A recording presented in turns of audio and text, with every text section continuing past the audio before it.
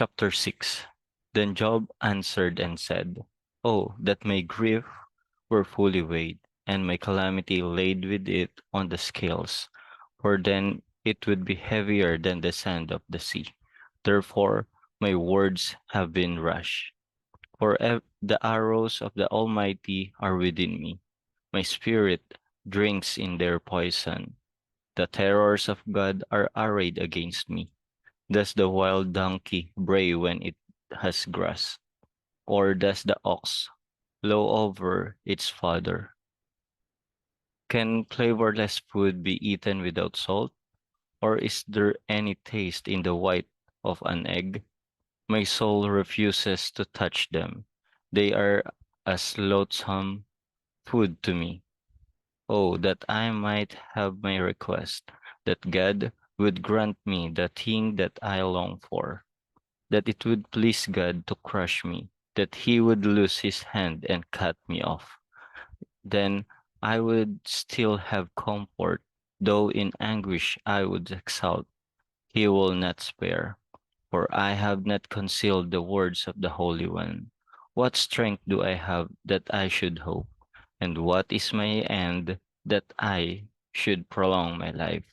Is my strength the strength of stone, or is my flesh bronze?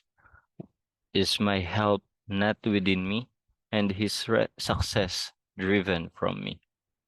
To him who is afflicted, kindness should be shown by his friend, even though he forsakes the fear of the Almighty. My brothers have dealt deceitfully like a brook, like the streams of the brooks that pass away, which are dark because of the ice, and into which the snow vanishes. When it is warm, they cease to flow. When it's hot, they vanish from their place. The paths of their way turn aside, they go nowhere and perish. The caravans of Tema look, the travelers of Sheba hope for them. They are disappointed because they were confident. They come there and are confused. For now you are nothing. You see terror and are afraid. Did I ever say, bring something to me, or offer a bribe for me from your wealth, or deliver me from the enemy's hand, or redeem me from the hand of oppressors? Teach me, and I will hold my tongue. Cause me to understand wherein I have erred. How forceful are right words, but what does your arguing prove? Do you intend to rebuke my words, and these speeches of a desperate one, which are as wind? Yes, you overwhelm the fatherless, and you undetermine your friend. Now therefore be pleased to look at me, for I would never lie to your face. Yield now, let there be no injustice. Yes, concede, my righteousness still stands. Is there injustice on my tongue? Cannot my taste discern the unsavory? Chapter 7. Is there not a time of hard service for man on earth? Are not his days also like the days of a hired man? Like a servant who earnestly desires the shade, and like a hired man who eagerly looks for his wages. So I have been allotted months of futility, and where some nights have been appointed to me. When I lie down, I say, when shall I rise, and the night be ended? For I have had my fill of tossing till dawn. My flesh is caked with worms and dust. My skin is cracked and breaks out afresh.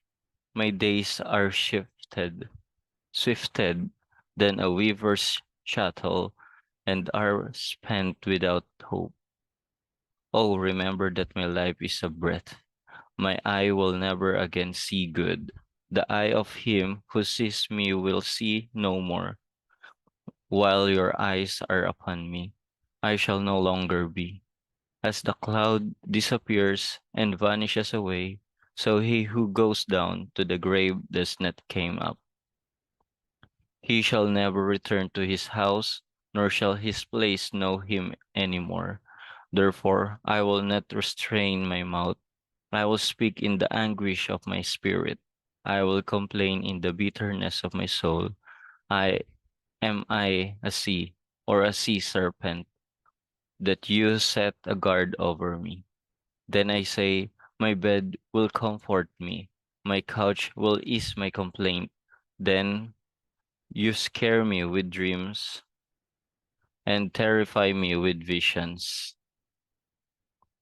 How long will you not look away from me, and let me alone till I swallow my saliva? Have I sinned? What have I done to you, O watcher of men? Why have you set me as your target, so that I am burdened to myself? Why then do you not pardon my transgression, and take away my iniquity? For now I will lie down in the dust, and you will seek me diligently, but I will no longer be. Chapter 8. Then Bildad the Shuhite answered and said, how long will you speak these things, and the words of your mouth be like a strong wind? Does God subvert judgment, or does the Almighty pervert justice? If your sons have sinned against him, he has cast them away for their transgression. If you would earnestly seek God and make your supplication to Almighty, if you were pure and upright, surely now he would awake for you and prosper your rightful dwelling place. Though your beginning was small, yet your later end would increase abundantly. For inquire, please, of the former age, and consider the things discovered by their fathers. For we were born yesterday, and know nothing, because our days on earth are a shadow. Will they not teach you and tell you and utter words from their heart? Can the papyrus grow up without a marsh? Can the reeds flourish without water? While it is yet green and not cut down, it withers before any other plant. So are the paths of all who forget God, and the hope of the hypocrite shall perish. Whose confidence shall be cut off, and whose trust is a spider's web. He leans on his house, but it does not stand. He holds it fast, but it does not endure. He grows green in the sun, and his branches spread out in his garden. His roots wrap around the rock heap and look for a place in the stones. If he's destroyed from his place, then it will deny him, saying, I have not seen you. Behold, this is the joy of his way, and out of the earth others will grow. Behold, God will not cast away the blameless, nor will he uphold the evildoers. He will yet fill your mouth with laughing, and your lips with rejoicing. Those who hate you will be clothed with shame, and the dwelling place of the wicked come to nothing. Chapter 9. Then Job answered and said, truly I know it is so, but how can a man be righteous before God? If one wished to contend with him, he could not answer him one time out of the 1,000. God is wise in heart and mighty in strength. Who has hardened himself against him and prospered?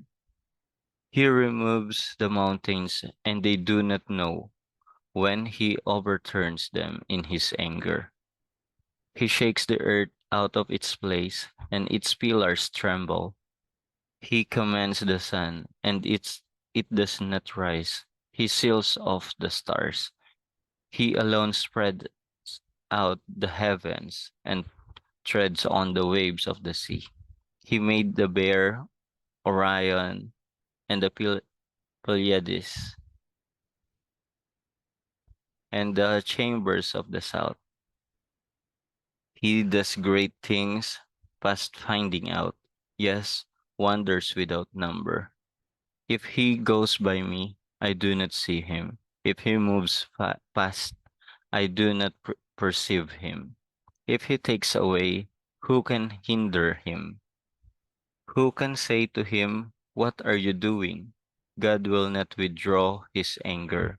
The allies of the proud lie prosperate, prostrate beneath him. How then can I answer him, and choose my words to reason with him? For though I were righteous, I could not answer him. I would beg mercy of my judge. If I called and he answered me, I would not believe that he was listening to my voice, for he crushes me with a tempest and multiplies my wounds without cause. He will not allow me to catch my breath, but fills me with bitterness. If it's a matter of strength, indeed he is strong. And if of justice, who will appoint my day in court? Though I were righteous, my own mouth would condemn me. Though I were blameless, it would prove me perverse. I am blameless, yet I do not know myself. I despise my life. It is all one thing. Therefore I say, he destroys the blameless and the wicked. If the scourge slays suddenly, he laughs at the plight of the innocent. The earth is given into the hand of the wicked. He covers the faces of its judge. If it's not he, who else could it be? Now my days are swifter than a runner. They flee away, they see no good. They pass by like swift ships, like an eagle swooping on its prey. If I say, I will forget my complaint, I will put up my sad face and wear a smile. I am afraid of all my sufferings. I know that you will not hold me innocent. If I am condemned, why then do I labor in vain? If I wash myself with snow water and cleanse my hands with soap, yet you will plunge me into the pit, and my own clothes will abhor me. For he is not a man as I am, that I may answer him, and that we should go to court together, nor is there any mediator between us, who may lay his hand on us both. Let him take his rod away from me, and do not let dread of him terrify me. Then I would speak and not fear him, but it's not so with me. Chapter 10. My soul loathes my life. I will give free course to my complaint. I will speak in the bitterness of my soul. I will say to God, do not condemn me. Show me why you contend with me. Does it seem good to you that you should oppress, that you should despise the work of your hands, and smile on the counsel of the wicked? Do you have eyes of flesh, or do you see as a man sees? Are your days like the days of a mortal man? Are your years like the days of a mighty man? That you should seek for my iniquity and search out of my sin. Although you know that I am not wicked, and there's no one who can deliver from your hand, your hands have made me and fashioned me, an intricate unity, yet you would destroy me. Remember, I pray that you have made me like clay, and will you turn me into dust again? Did you not pour me out like milk and curdle me like cheese? Clothe me with skin and flesh, and knit me together with bones and sinews. You have granted me life and favor, and your care has preserved my spirit. And these things you have hidden in your heart, I know that this was with you. If I sin when you mark me and will not acquit me of my iniquity. If I am wicked, woe to me. Even if I am righteous, I cannot lift up my head. I am full of disgrace. See my misery. If my head is exalted, you hunt me like a fierce lion. And again, you show yourself awesome against me. You're new, you renew your witnesses against me and increase your indignation toward me. Changes and war are ever with me. Why then have you brought me out of the womb? Oh, that I had perished and no eye had seen me. I would have been as though I had not been. I would have been carried from the womb to the grave. Are not my days few? Cease, leave me alone, that I may take a little comfort, before I go to the place from which I shall not return, to the land of darkness and the shadow of death, a land as dark as darkness itself, as the shadow of death, without any order, where even the light is like darkness.